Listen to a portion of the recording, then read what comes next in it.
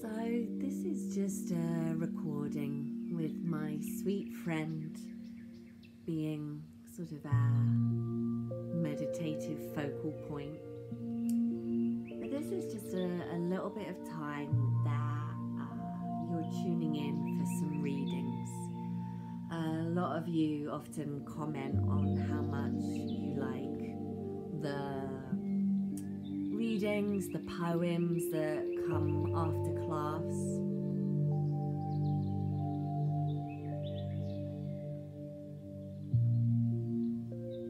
And I've just kind of gone through and picked a selection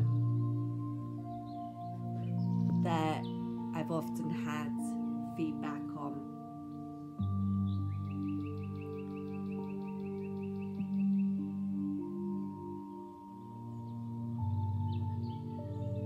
These are from Soul to Soul.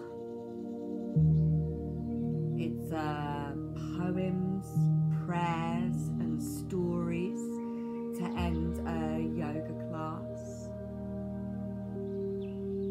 They're compiled and edited by John Mundell, and he's put together a beautiful compilation here. And this is just maybe 5 minutes where you get to just sit down and just listen to some sweet words that maybe shift you into a different state of mind if you find your state of mind needs a little shifting.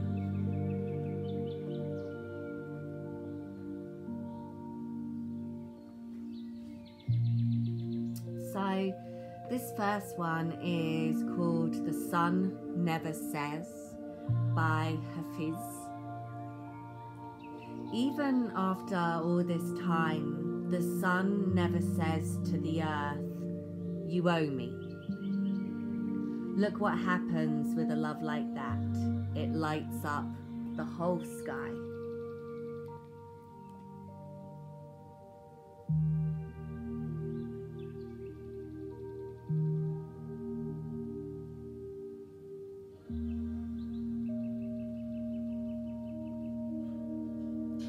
This one is by the Dalai Lama, and it's titled The Paradox of Our Age. We have bigger houses but smaller families, more conveniences but less time. We have more degrees but less sense, more knowledge but less judgment, more experts but more problems, more medicines but less healthcare. We've been all the way to the moon and back, but have trouble crossing the street to meet the new neighbour. We built more computers to hold more information to produce more copies than ever, but have less communication. We have become long on quantity, but short on quality. These are times of fast food, but slow digestion. Tall man, but short character. Steep profits, but shallow relationships. It's a time when there is much in the window, but nothing in the room. A lovely quote from Henry David Thoreau. It's not enough to be busy, so are the ants. The question is, what are we being busy about?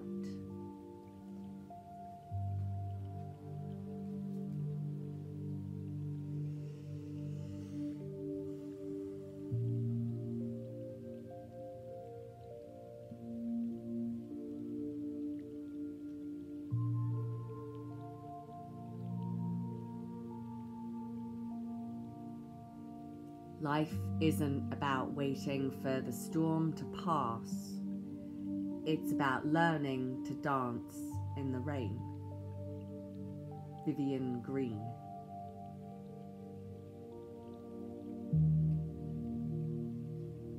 So this is a long one, but every time I read it, I always will have somebody that just felt it was very poignant to them. So I hope that you enjoy this one. This is The Invitation by Araya Mountain Dreamer. It doesn't interest me what you do for a living. I want to know what you ache for and if you dare to dream of meeting your heart's longing. It doesn't interest me how old you are. I want to know if you will risk looking like a fool for love, for your dream, for the adventure of being alive. It doesn't interest me what planets are squaring your moon.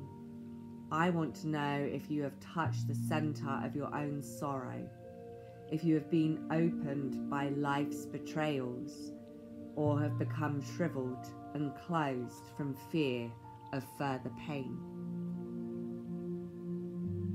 I want to know if you can sit with pain, mine or your own, without moving to hide it or fade it or fix it. I want to know if you can be with joy, mine or your own, if you can dance with wildness and let the ecstasy fill you to the tips of your fingers and toes, without cautioning us to be careful, to be realistic, to remember the limitations of being human.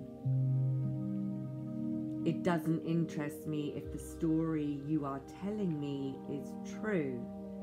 I want to know if you can disappoint another to be true to yourself, if you can bear the accusation of betrayal and not betray your own soul, if you can be faithless and therefore trustworthy. I want to know if you can see beauty even when it's not pretty every day, and if you can source your own life from its presence. I want to know if you can live with failure, yours and mine, and still stand on the edge of the lake and shout to the silver of the full moon, yes. It doesn't interest me to know where you live or how much money you have. I want to know if you can get up after the night of grief and despair, weary and bruised to the bone, and do what needs to be done to feed the children. It doesn't interest me who you know or how you came to be here. I want to know if you will stand in the center of the fire with me and not shrink back. It doesn't interest me where or what or with whom you have studied. I want to know what sustains you from the inside when all else falls away. I want to know if you can be alone with yourself and if you truly like the company you keep in the empty moments.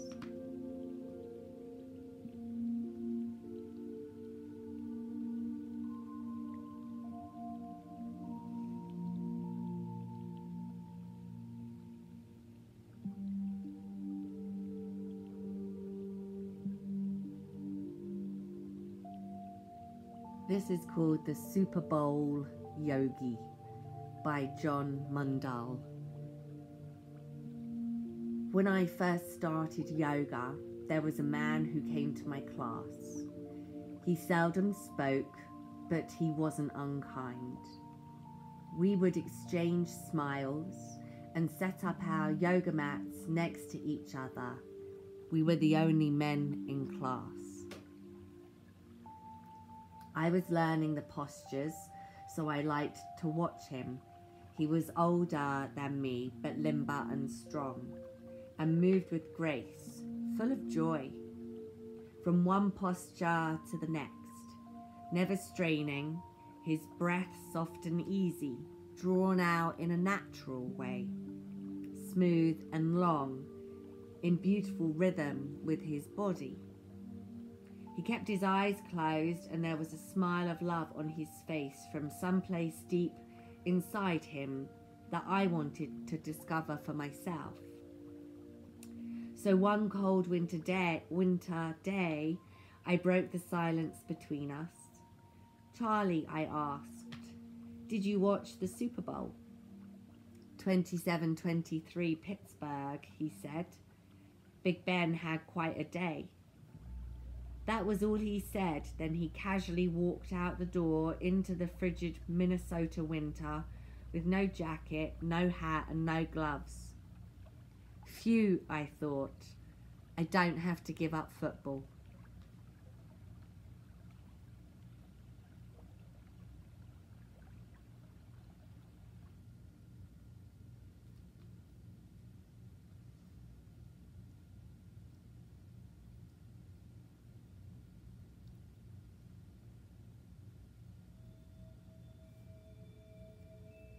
Are your potatoes heavy? Author unknown. A teacher once told each of her students to bring a clear plastic bag and a sack of potatoes to school. For every person they refused to forgive in their life, the students had to choose a potato, write a name and date on it, and put the potato in the plastic bag. Some of their bags were quite heavy.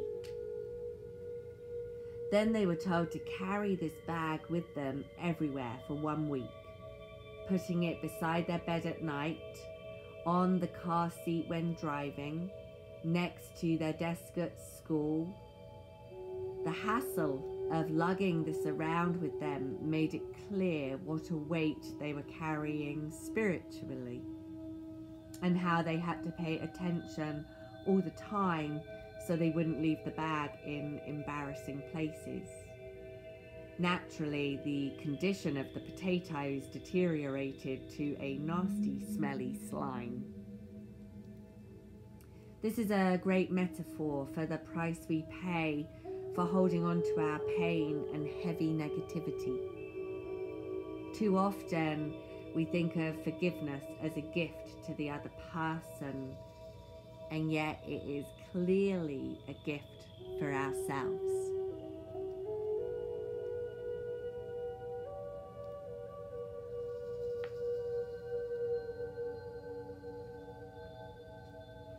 Rumi says, if you are irritated by every rub, how will you ever be polished?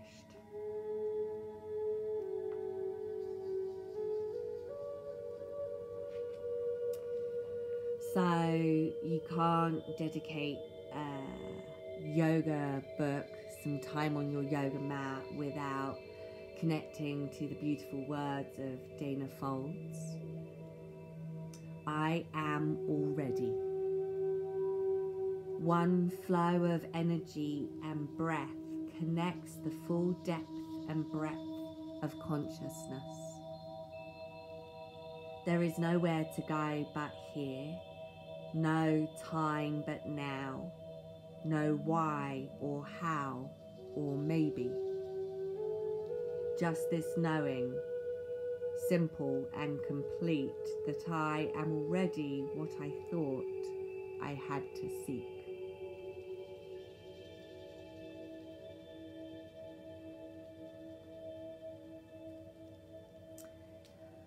I will finish up with my personal favourite.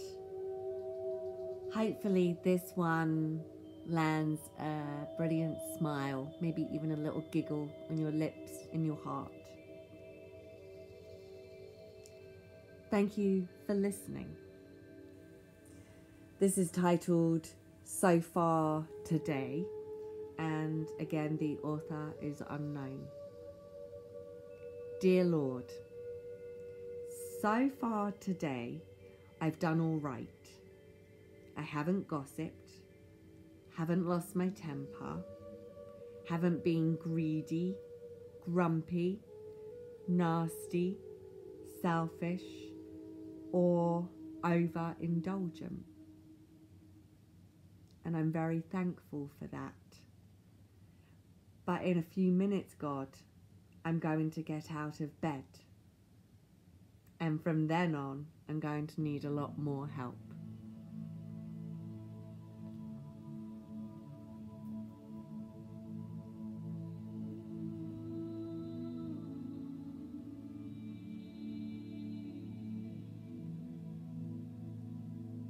Thank you for sitting. Thank you for listening. I hope you enjoyed.